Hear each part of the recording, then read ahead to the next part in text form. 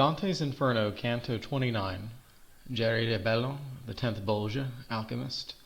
Griffolino d'Arezzo, and Capocchio.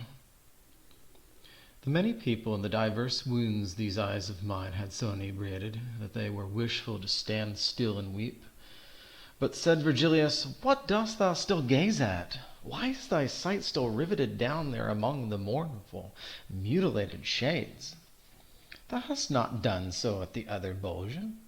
Consider if to count them thou believest that 22 miles the valley winds, and now the moon is underneath our feet. Henceforth the time allotted us is brief, and more is to be seen than what thou seest." "If thou hast," I made answer thereupon, "attended to the cause for which I looked, perhaps a longer stay thou wouldst have pardoned." Meanwhile my guide departed, and behind him I went, already making my reply, and superadding, "In that cavern where I held mine eyes with such attention fixed, I think a spirit of my blood laments the sin which down below there cost so much." Then said the master, "Be no longer broken thy thought from this time forward upon him.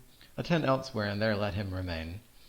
For him I saw below the little bridge, pointing at thee, and threatening with his finger fiercely, and heard him called Geri de Bello. So wholly at that time wast thou impeded by him who formerly held Altaforte. Thou didst not look that way, so he departed. O my conductor, his own violent death, which is not yet avenged for him, I said, by any who was sharer in the same, made him disdainful, whence he went away, as I imagine, without speaking to me, and thereby made me pity him the more.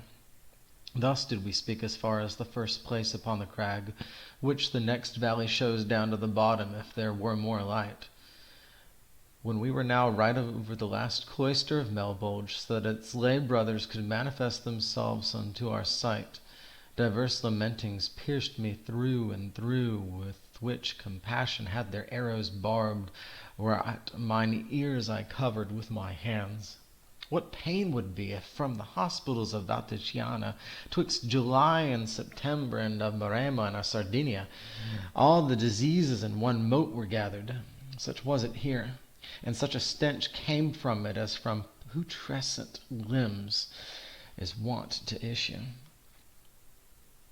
We had descended on the furthest bank from the long crag, upon the left hand still, and then more vivid was my power of sight down towards the bottom, where the ministress of the high Lord, justice infallible, punishes forgers, which she here accords. I do not think a sadder sight to see was in Aegina, the whole people sick, when was the air so full of pestilence. The animals, down to the little worm, all fell, and afterwards the ancient people, according as the poets had affirmed, were from the seed of ants restored again. Then was it to behold through that dark valley the spirits languishing in divers heaps, this on the belly, that upon the back one of the other lay, and others crawling shifted themselves along the dismal road. We step by step went onward without speech, gazing upon and listening to the sick, who had not strength enough to lift their bodies.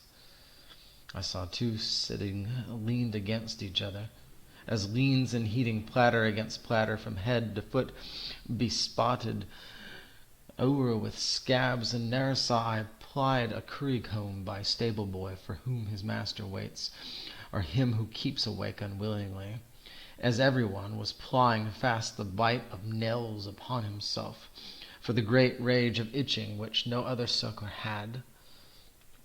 And the nails downward with them drag the scab, and fashion as a knife the scales of bream or any other fish that has them largest. O thou that with thy fingers dost dismell thee, began my leader unto one of them, and makest of them pincers now and then, tell me if any Latian is with those who are herein, so may thy nails suffice thee to all eternity unto this work. Latians are we, whom thou so wastest seest. Both of us here, one weeping made reply. But who art thou that questionest about us? And said the guide, One am I, who descends down with this living man from cliff to cliff, and I intend to show hell unto him. Then broken was their mutual support, and trembling each one turned himself to me, with others who had heard him by rebound. Wholly to me did the good master gather, saying, Say unto them whate'er thou wishest. And I began, since he would have it so. So may your memory not steal away in the first world from out the minds of men, but so may it survive neath many suns. Say to me who ye are, and of what people. Let not your foul and loathsome punishment make you afraid to show yourselves to me. I of Arezzo was, and one made reply, and Albert of Siena had me burned. But what I died for does not bring me here. 'Tis true, I said to him, speaking in jest, that I could rise by flight into the air, and he who had conceit but little wit would have me show to him the art. And only because no Daedalus I made me be burned by one who held him as his son. But unto the last Bolgia of the 10 for alchemy, which in the world I practiced, Minos, who cannot err, has me condemned. And to the poet said I, Now was ever so vain a people at the Sienese? Not for a certainty the French by far. Whereat the other leper, who heard me, replied unto my speech, taking out Stricca, who knew the art of moderate expenses, and Nicolo, who the luxurious use of cloves discovered earliest of all within that garden where such seed takes root, and taking out the band among whom squandered Caccia d'Ascia in his vineyards and vast woods, and where his wit the Abbagliato proffered. But that thou know who thus doth second thee against the Sienese, make sharp thine eye towards me, so that my face well answer thee. And thou shalt see I am Capocchio's shade, who meddles falsified by alchemy. Thou must remember, if I well descry thee, how I a skilful ape of nature was. So, again, we're nearing the end of the Inferno, and we're back to staying within 1 to 2 cantos of a given crime. We're going to see falsifiers again in a minute, but specifically these are alchemists, which fall under falsifiers. You're noticing that all of the lowest levels of hell deal with falsehood, which is important because especially in this modern day and age, we take a appropriately Italian, a Machiavellianism into lying, even though there is such a thing within the catechism and church teaching as creative language. We take that to an extreme, and we think that falsehood is not the worst thing, that there are deeper things, and true, pride is the worst. But lying comes from pride. It comes from seeking our will so much that we conceal it to be able to get it. And so you have deceivers, liars, counselors of fraud. Everything in these Bolgia deal with lying. And so in this Bolgia, they climb up the cliff. In sight, they see all of these souls ravaged by disease, covered in sores and scabs. And so it's kind of fitting. They're tampering with their own flesh. They're diseased, they're necrosing. And so at first it doesn't become obvious. Why is alchemy and falsification associated with scabs? Well, it's easy. In the upper levels of hell, we had liars, we had deceivers, we had counselors of fraud. They counseled and deceived people into doing wrong things. They lied to make money. But now here, the money itself is corrupt. All right?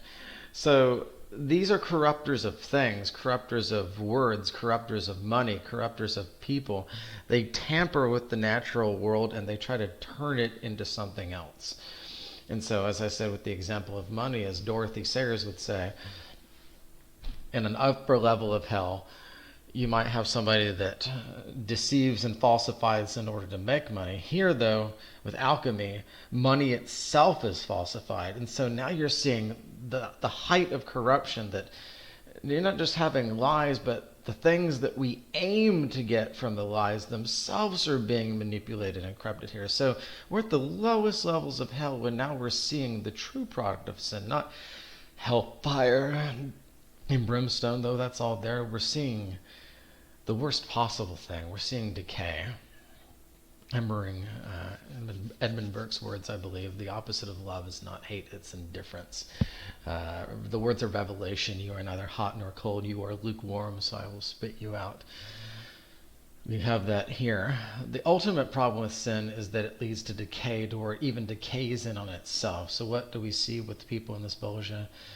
That they're decaying, literally falling apart. Their sin has led to their own necrosis.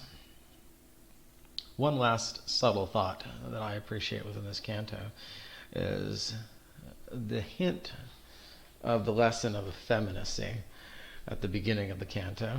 Dante wants to stop and look at those, some of his fellow Florentines rotting here in hell, and Virgil could seem to care less and is urging Dante to move on. And you wonder, why? Isn't the whole point of this experience to commiserate?